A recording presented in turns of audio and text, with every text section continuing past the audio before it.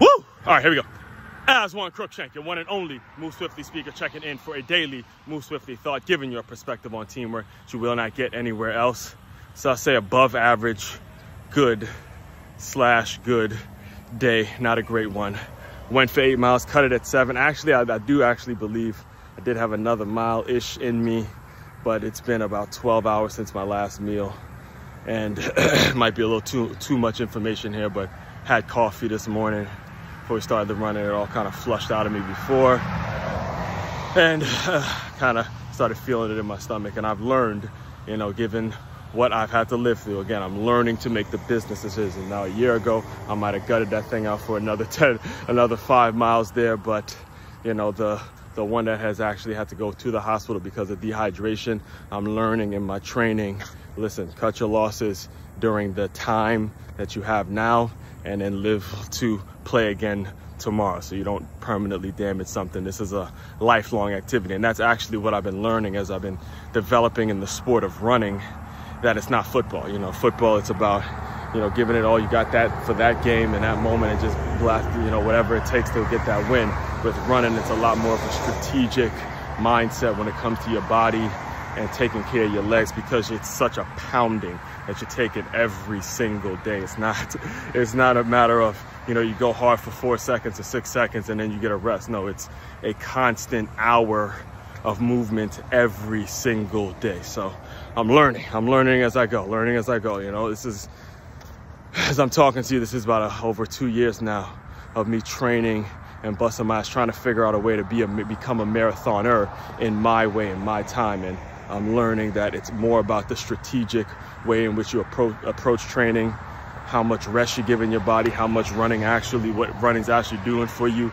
All that stuff is individual mindsets and strategic stuff, all right? And that actually, you know, saying all that actually brings me to the topic of today's Move Swiftly thought, because according to September 5th, 2004, the start of the NFL regular season.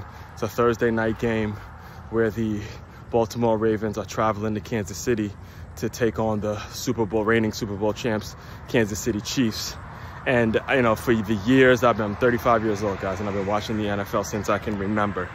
And I've learned through watching that league that it's all about the strategic matchups, all right? It's all about creating strategic matchups at the beginning of the season, which is what hooks viewership and what hooks fan bases. It's what hooks people to make it so even if they don't catch every game every single Sunday, they're constantly checking the score, who won, who did this. You know, the media outlets have something that they can talk about every single week because of how strategic they are when it comes to the matchups, all right? If you can recall, about not a full year ago, but last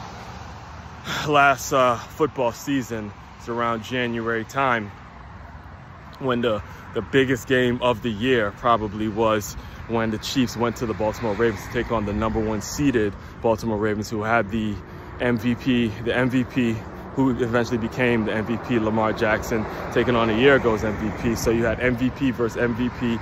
You had Super Bowl champs, former Super Bowl champs, competing in Baltimore for a chance to go to the actual Super Bowl. I mean, it was an absolutely star-studded event. In fact, out here in West Palm Beach, I found a Baltimore Ravens bar.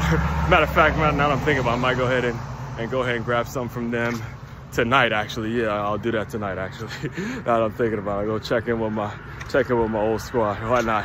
Right? So anyway, so you had that. You had you had all of these trimmings for a really star-studded event. You know, you had Taylor Swift in the damn press box with Jason Kelce, the brother. You had Coach Harbaugh, fresh off a national championship victory, and just took the job to go to the Los Angeles Chargers. You had Ray Lewis in the building, Ed Reed's in the building, all the old school Ravens. I mean, it was just a star-studded event. It was actually a little, I wouldn't say it was as entertaining as the actual Super Bowl, but it was definitely up there in terms of can they do it, and it was the kind of the highlight of that weekend. And Pat Mahomes in fact, it wasn't just Pat Mahomes. It was more so the defense that nutted up and really shut down Lamar Jackson and that offense that they have, that dynamic offense that the Baltimore Ravens had, and Darius Sneed, and the Chiefs defense really actually stepped it up that game.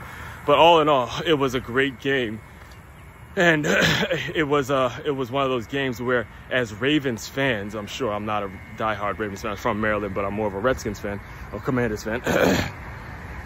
But what ended up happening was there was a feeling amongst all Ravens fans that, man, if we had one more shot at the Chiefs, then we could be in the Super Bowl. We would be the ones celebrating and all that kind of stuff. So what the NFL does is they think about their consumers, right? The people that are regularly paying money to go to the games and the fans and all that. And they say, let's strategically open up the season with the Ravens going to Kansas City, kind of moving off last year's leverage and strategically making it so people are just bought in, so it doesn't feel like there was an off season at all and things just get rolling like the way they were rolling. That's how you run a business, folks, is paying attention to the relevancy. You know, the entrepreneurship, the essence of entrepreneurship is really just focusing on shareholder value and what your customers are going to want, what they're going to need, what they're going to crave, and create that feeling for them so they continuously buy whatever it is you're selling, buy whatever services you're having.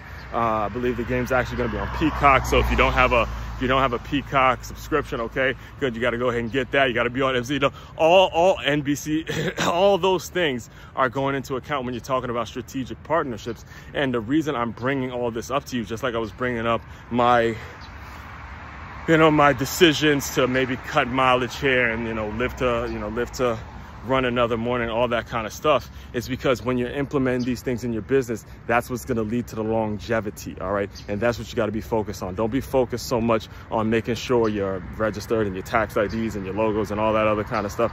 There's a time and a place for that, but it's more so about making sure you're staying relevant to a large group of people, and that you can continuously stay top of mind and give people a feeling. People actually buy feelings more than they actually buy services and products, all right? All that being said, main website to check out to dive deeper into all my work, it's makeyourmove.com. That's MAKEYAMOVE.com. One-stop shop for your teamwork and your self-development needs. Aswand, Cruickshank, your one and only Move Swiftly speaker checking out. You guys continue to move swiftly. We will talk more soon.